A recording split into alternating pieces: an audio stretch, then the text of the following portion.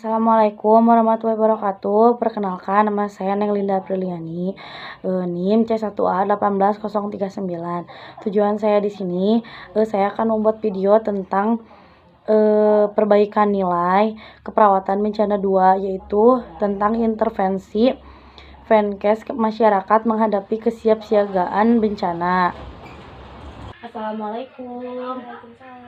Ibu, perkenalkan, saya Neng Linda Apriliani, mahasiswi Stikes. Kalau boleh tahu nama Ibu siapa ya, Bu ya? Ibu Rizka. Ibu senangnya dipanggil apa, Bu? Ibu saja.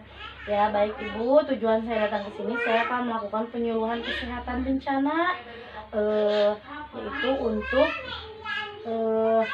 Ibu paham apa itu, bagaimana cara mengatasi bencana, bersama kesiapsiagaannya ya Bu ya. Waktunya sekitar 10-15 menit tempatnya di sini. Apakah Ibu bersedia? Ya. Nah Ibu, kalau begitu saya bertanya kepada Ibu nih, sebelumnya Ibu tahu nggak banjir itu apa, Bu? Banjir adalah suatu peristiwa bencana alam yang terjadi dikarenakan oleh hujan. Iya benar Ibu. Nah kalau begitu saya akan jelaskan lebih rinci ya Bu ya. Nah Ibu, jadi banjir itu merupakan peristiwa ketika air mengenangi suatu wilayah yang biasanya tidak tergenangi air dalam jangka waktu tertentu.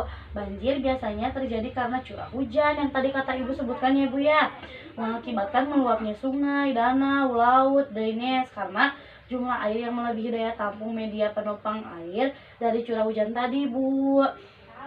Nah, contohnya berkurangnya kawasan resapan air karena alih fungsi pengundulan hutan yang meningkatkan erosi dan mendangkalkan sungai, serta perilaku yang manusia yang tidak bertanggung jawab, Bu. Misalnya membuang sampah sembarangan, kan itu membuat jadi itu ya Bu ya, sungai-sungai meluap ya Bu ya.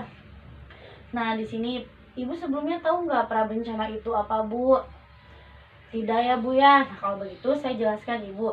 Nah, di sini prabencana yaitu mengetahui istilah-istilah peringatan yang berhubungan dengan bahaya banjir seperti siaga 1 sampai dengan siaga 5 dan langkah-langkah yang harus dilakukan, yaitu mengetahui tingkat kerentanan tempat tinggal kita, apakah di zona rawan banjir atau tidak ya Bu ya.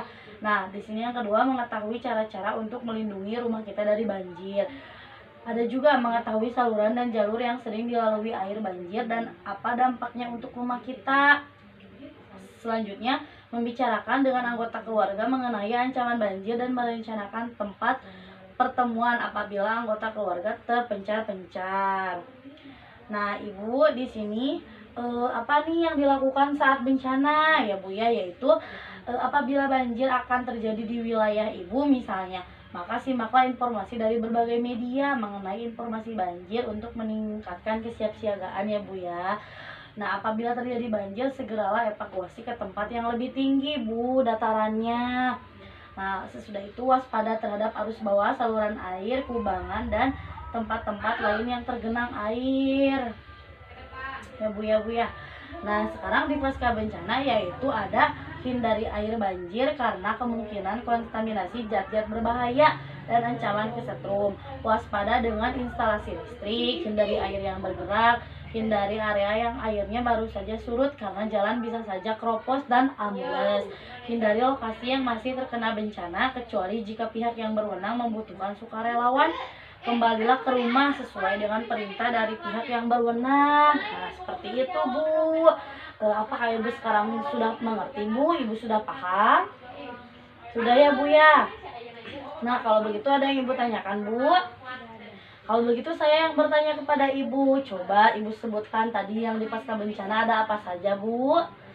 Hindari air banjir karena kemungkinan kontaminasi zat-zat berbahaya dan ancaman kesetrum ya Bu ya. Jadi harus menjauhi aliran listrik ya Bu ya. Nah, kalau begitu Ibu, penyuluhannya sudah selesai. Ibu sudah paham Bu?